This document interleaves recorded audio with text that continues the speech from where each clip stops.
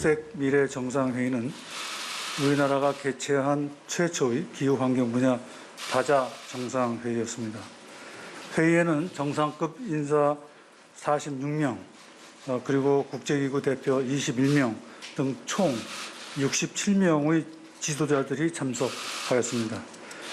문재인 대통령과 바이든 미국 대통령은 지난 4월 기후 정상회의, 또 5월 한미 정상회의, 그리고 이번 P4G 정상회의와 다음 주 개최될 G7 정상회의 계기를 통해 금년 11월 영국에서 개최될 기후변화 협약 당사국 총회에서 글로벌 차원의 기후변화 대응과 2050 탄소 중립 목표 달성을 위한 국제사회의 정치적 의지를 규합하기 위해 함께 협력하기로 하였습니다. 우리나라는 미국을 비롯한 기후 선도국들과 호혜적 파트너로서 기후 행동 강화를 위한 국제사회의 협력에 주도적으로 참여해 나갈 것입니다. 또한 개발도상국들이 이러한 노력에 동참할 수 있도록 지원해주는 가교 역할도 함께 담당할 것입니다. 이는 우리나라의 국제적 위상 강화와 이에 따른 역할 증대에 대한 국제사회의 기대에 부응하기 위한 것이기도 합니다. 이번 회의에 참석한 각국 정상과 국제기구 대표들은 기후변화 및 환경 문제를 대응해 나가는 데 있어 국제사회의 연대와 협력이 그 어느 때보다 중요한 이 시기에 P4G 서울 녹색미래 정상회의가 개최된 것을 높이 평가하였습니다. 또 우리나라의 글로벌 리더십과 강한 리더십에 대해서 강한 연대와 지지를 표명했습니다. 기후변화 대응에 있어서 우리 정부가 제시하고 있는 야심찬 목표와 선진국과 개도국을 함께 아우르는 포용적 노력도 주목받았습니다. 이번 P4G 정상회의는 우리나라가 서로 다른 여건과 입장을 가진 기후 선도국과 개발도상국 간의 중요한 교량 역할을 하며 국제 기후 대응을 선도했다는 점에서 그 의미가 큽니다. 대표적인 예가 이번 정상회의에서 기후행동 의지를 결집하여 채택한 서울 선언문입니다. 선언문을 통해 녹색 회복이 코로나19로부터의 경제 재건과 더불어 기후 위기 극복을 위한 수단이라는 데 공감대를 형성하였습니다. 국제사회는 서울 선언문에 주요 선진국과 개도국들이 모두 참여한 것에 대해 매우 특별한 의미를 부여하고 있습니다. 포용적인 녹색 회복을 통한 탄소 중립 비전 실현이라는 이번 회의 주제를 통해 포용성을 강조해온 우리나라의 외교적 노력의 결실이기도 합니다. 또한 이번 정상회의와 서울 선언문에서 주목할 부분은 정부는 물론 기업, 시민단체, 미래 세대 등 다양한 주체들 간의 파트너십을 강조했다는 점입니다. 기후변화 대응과 지속가능 발전 목표 달성을 위해서는 정부의 정책적 노력 못지않게 기업과 민간 참여가 필수적이기 때문입니다. 우리 정부는 P4G 의장국으로서 11월 기후변화 협약 당사국 총회의 성공과 2050 탄소 중립을 위한 국제사회의 노력에 적극 참여하고 P4G 민간협력 파트너십의 신규 발굴 및 확산에 기여하는 등 우리의 국제적 위상과 책임에 걸맞는 역할을 적극 수행해 나갈 계획입니다.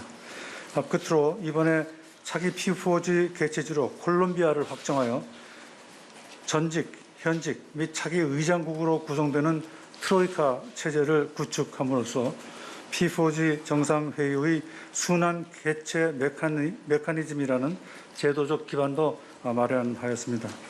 우리나라는 앞으로 2년간 P4G 의장국으로서 선진 개도국 간 협력과 민간 협력 활성화를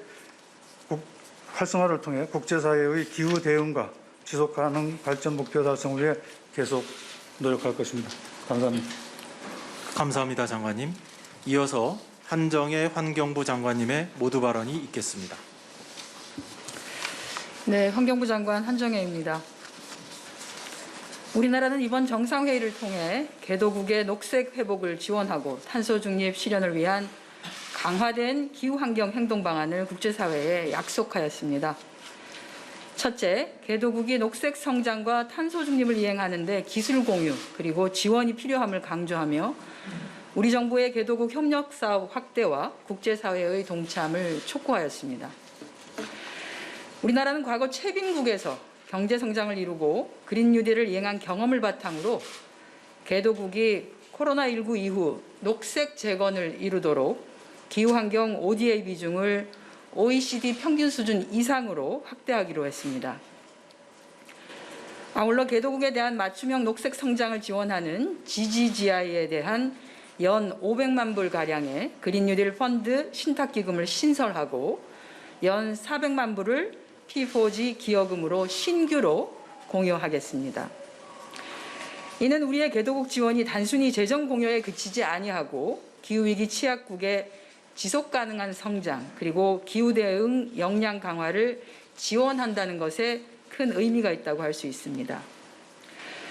둘째, 우리나라의 탄소 중립 이행에 대한 굳건한 의지를 재확인하였습니다. 2050 탄소 중립 이행의 중간 목표로서 2030년 국가 온실가스 감축 목표를 추가로 상향하여 11월 제26차 기후변화 당사국 총회에서 발표할 계획이고 해외 석탄 발전에 대한 공적 금융 지원 중단과 신규 석탄 발전소에 대한 허가 금지도 재차 약속하였습니다. 향후 탄소 중립 시나리오를 바탕으로 친환경 에너지의 확대, 건물, 수송 등 부문별 기술 혁신 방안을 포함한 핵심 추진 전략을 연내에 수립할 계획입니다. 셋째, 기후위기의 가장 취약한 분야이자 주요 탄소 흡수원인 생물 다양성의 가치 회복을 위한 국제사회의 노력에 적극 공조할 것을 약속하였습니다. 생물 다양성 보존을 위한 포괄적 공약인 자연을 위한 정상들의 서약, 2030년까지 전 세계 육상과 해양의 30%를 보호구역으로 지정하는 생물 다양성 보호지역 확대연합, 세계해양연합 등에 동참하기로 발표하였습니다. 이는 금년 10월 중국에서 개최되는 제15차 생물다양성 당사국 총회에서 채택될 2030년까지의 글로벌 생물다양성 프레임워크 핵심 이니셔티브로서 우리나라가 선제적 동참을 표명한 것입니다. 다음은 일반 세션 성과입니다. 정상회의에 앞서서 개최된 녹색 미래 주간의 10개 분야 특별 세션과 그리고 P4G 5개 분야의 기본 세션에 다양한 국가, 국제기구, 기업, 시민사회 등 200여 명 이상의 주요 연사가 참여하여 녹색 회복과 탄소 중립 달성을 위한 부문별 이행 방안을 도출하였습니다. 특히 우리 대한민국의 243개 모든 지방정부가 세계 최초로 2050년 탄소 중립 선언에 동참하는 성과를 거두었는데 탄소 중립 사회 실현에 있어서는 중앙정부와 지방정부가 각자의 역할이 필요한 만큼 매우 뜻깊은 결과라 할 수 있을 것입니다. 아울러 해양 생태계를 보존하기 위해서 정부와 기업, 국제기구가 구체적인 해양오염 방지 방안을 논의하고 UN 차원의 해양 플라스틱 논의가 진전될 것을 촉구하였습니다. 녹색금융의 활성화를 위해 경영에 대한 ESG 평가 방안 그리고 그린워싱을 방지하기 위한 한국형 녹색 분류체계의 중요성도 논의하였습니다. 물, 순환경제, 에너지, 도시, 농업, 식량 등 기본 세션에서는 개도국에 대한 녹색 기술의 이전 그리고 민관 파트너십 지원 사업 방안 확산 방안을 논의하였습니다.